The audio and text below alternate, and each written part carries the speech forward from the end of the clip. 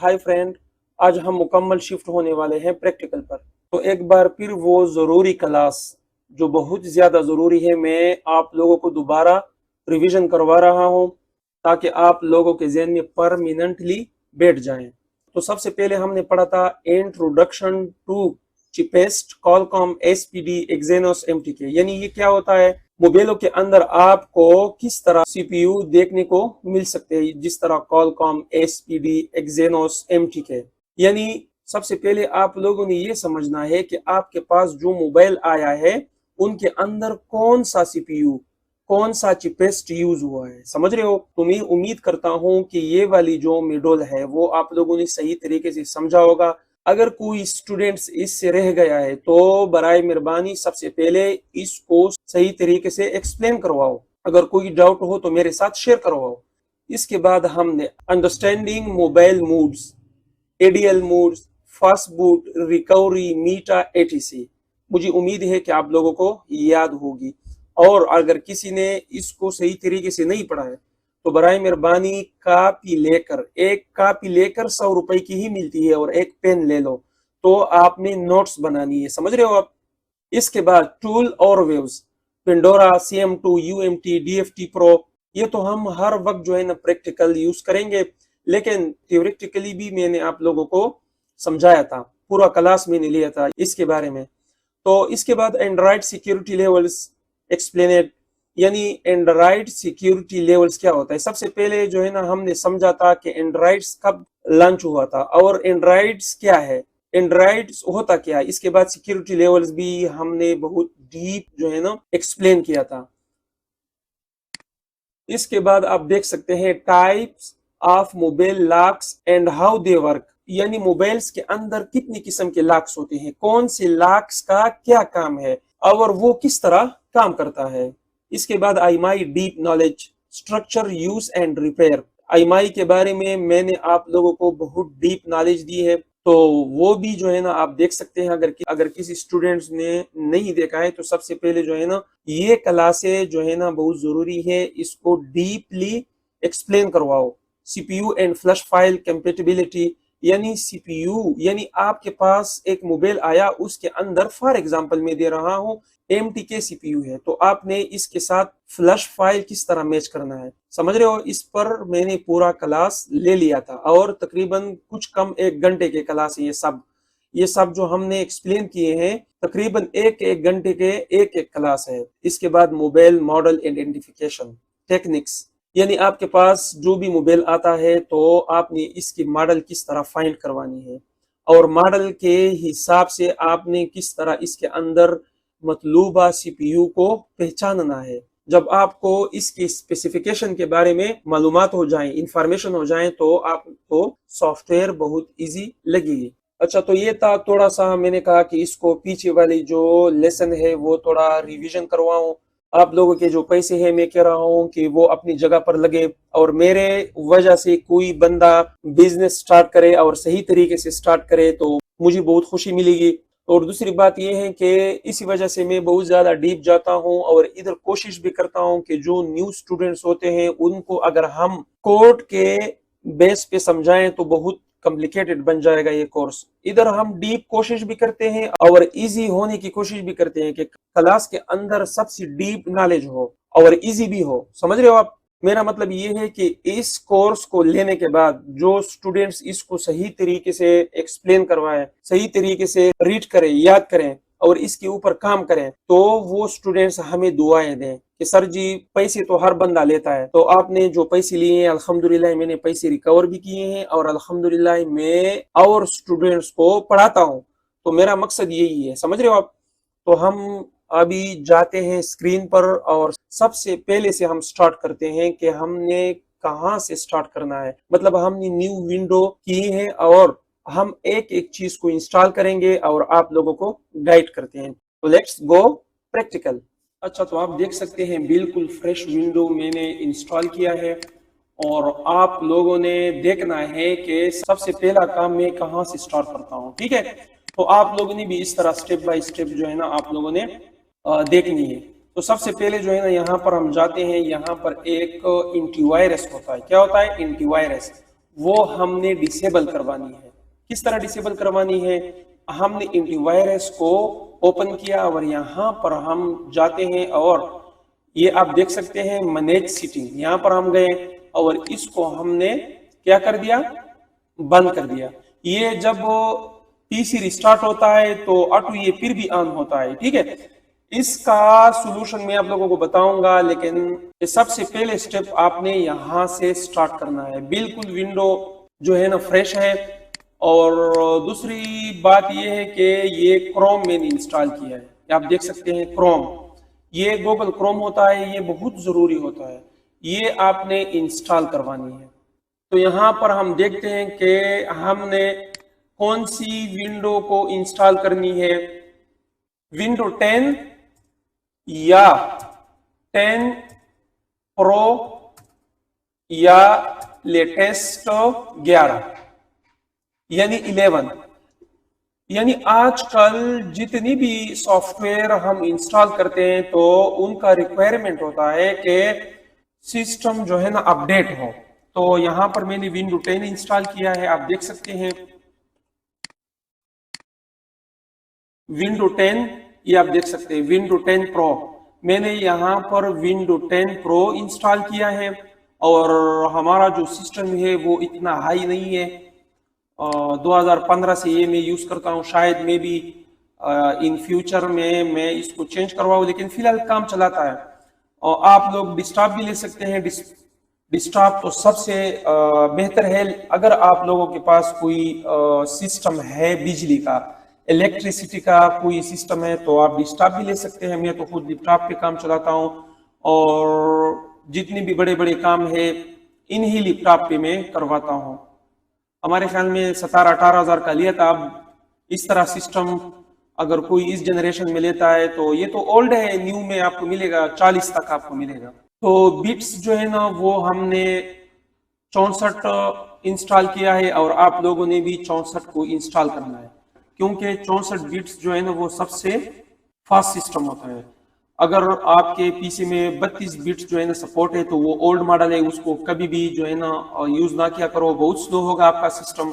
तो यहाँ पर आप देख सकते हैं कि मैंने कौन सा विंडो इंस्टॉल किया है, विंडो 10 प्रो या विंडो 10 भी आप इंस्टॉल कर सकते हो, विंडो 11 11 भी आप इंस्टॉल कर सकते हो, लेकिन बहरहाल विंडो 10 ही हो, समझ रहे हो आप। और बिट्स कौन सा है? 64 बिट्स। जब आप विंडो इंस्टॉल करते हो या किसी से करवाते हो कि सर जी हमें विंडो करवाओ, मतलब पैसों पर भी करवाते हैं ना, तो उससे कहो कि हमें 64 बिट ऑपरेटिंग सिस्टम इंस्टॉल करो, समझ रहे हो। अगर खुद आप इंस्टॉल कर सकते हो तो आप लोगों ने 64 बिट को ही इंस्टॉल करनी है। और आप यहाँ पर देख सकते हैं 8 GB से आपका रैम कम नहीं होना चाहिए। बाकी जो है ना मेरा सिस्टम भी आप देख सकते हैं, ये आप देखें मेरा सिस्टम आप गूगल के अंदर सर्च कर सकते हो, ईलाइट बुक 8470p, ये आप चेक कर सकते हो। यानी यहाँ पर गूगल पे मैं जाता हूँ, मेरा ये वाला सिस्टम है, ठीक है।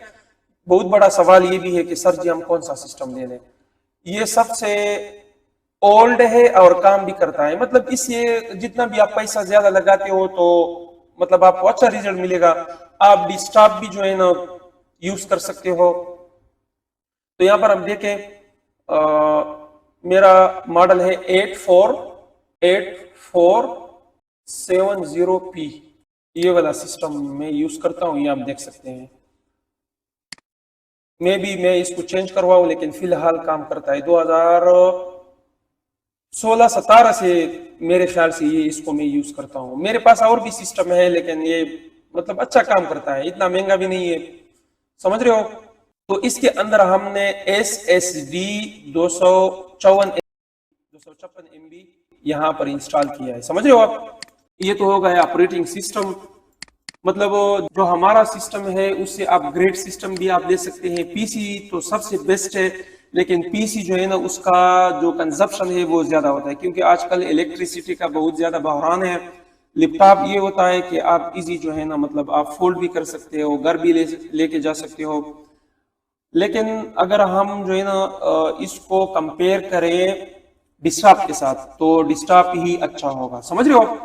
तो ये हो गया सबसे पहला स्टेप कि विंडो आपने कौन सी करनी है, 10 या 10 प्रो या 11, और बिट्स कौन सा, बिट्स आपने 64 बिट्स। इसके बाद आपने गूगल क्रोम को इंस्टॉल करवानी है। गूगल क्रोम ऑलरेडी मैंने इंस्टॉल किया है, आप देख सकते हैं, समझ रहे हो। अगर आपके साथ कोई जीमेल हो तो यहाँ पर आपने जीमेल भी लॉगिन करवानी है। इसके बाद आपने क्या करना है, IDM, ये सबसे जरूरी है, IDM, ये 1 महीने के लिए चलता है। अगर किसी स्टूडेंट्स को चाहिए तो उसको मैं क्रैक वर्जन दे दूंगा। ये आप देखें, मेरे सिस्टम में पहले से ही जो है ना ये इंस्टॉल है, आप देख सकते हैं। इस तरह खूबसूरत तरीके से डाउनलोडिंग होगी, इसका स्पीड भी अच्छा होता है। ये देखें आप, इस तरह आपने इसको इंस्टॉल करवानी है, ठीक है। इसके बाद क्या है, WinRAR और 7-zip, यहां पर आप देख सकते हैं WinRAR डाउनलोडिंग। ये WinRAR क्या होता है आगे आपको पता चल जाएगा, क्योंकि कुछ सॉफ्टवेयर इस तरह होते हैं जो बगैर WinRAR के या 7-zip के बगैर ओपन ही नहीं होता, और जो बिल्कुल फ्रेश स्टूडेंट्स होते हैं, मुझे उम्मीद है उसको ये पता नहीं चलता, ये बाद में आपको पता चल जाएगा, ठीक है। अब हमारा सिस्टम जो है ना वो 64 बिट का, ये आप देख सकते हैं WinRAR सबसे लेटेस्ट है, और 32 बिट का जो सिस्टम होता है वो तकरीबन ना होने के बराबर। इसी वजह से बहुत सारे सॉफ्टवेयर के डेवलपर्स होते हैं वो 64 बिट्स पर ही फोकस करते हैं। तो यहाँ पर आप देख सकते हैं WinRAR को भी हम डाउनलोड करते हैं, ये आप देखें, इसको मैं करता हूं यस और इंस्टॉल करता हूं, यस, ये अभी इंस्टॉल हो गया, WinRAR इंस्टॉल हो गया। 7-zip क्या होता है आपको आगे पता चल जाएगा, ठीक है। 7-zip यहाँ पर आप देख सकते हैं, हमारा जो सिस्टम है वो 64 बिट का है, समझ रहे हो। यहाँ पर 32 बिट आप देख सकते हैं और 64 बिट, ये कोई और विंडो है या पता नहीं क्या है। ये मैं यहाँ पे क्लिक करता हूँ, ये बहुत जरूरी होता है, ठीक है। ये भी डाउनलोड हुआ, और यहाँ पर आके इसको भी हमने इंस्टॉल करवानी है, इंस्टॉल 7-zip, सही है, ये भी इंस्टॉल हुआ। यहाँ पर हम देख सकते हैं सेम FWFRP टूल, इसको भी हमने डाउनलोड करना है। इसका बहुत बड़ा रोल होता है, आगे जाके आपको पता चल जाएगा। सेम FW, देखिए जो मैं डाउनलोड करता हूं वो आप सर्च कर सकते हैं, ठीक है। सेम FWFRP टूल, यहां पर आते हैं, ये इनका बहुत बड़ा वेबसाइट है, इससे आप सैमसंग के जितनी भी फाइल्स है आप डाउनलोड कर सकते हैं, वो आगे हम डिस्कस करने वाले। सबसे पहले जो मैं आप लोगों को एक्सप्लेन करवा रहा हूं वो आप लोगों ने करनी है, ठीक है। नीचे आना है, नीचे आना है, नीचे आना है,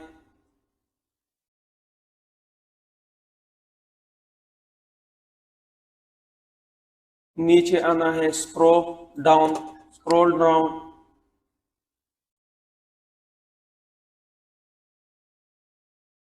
ये देखें, यहां पर आप देख सकते हैं ये इनका ऑफिशियल लिंक है,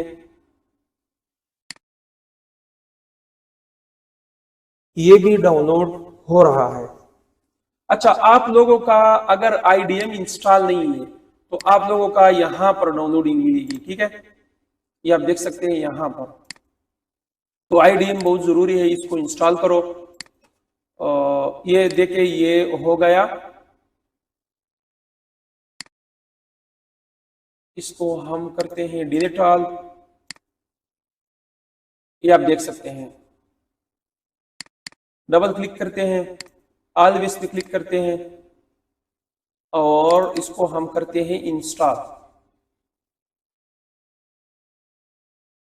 नेक्स्ट, नेक्स्ट,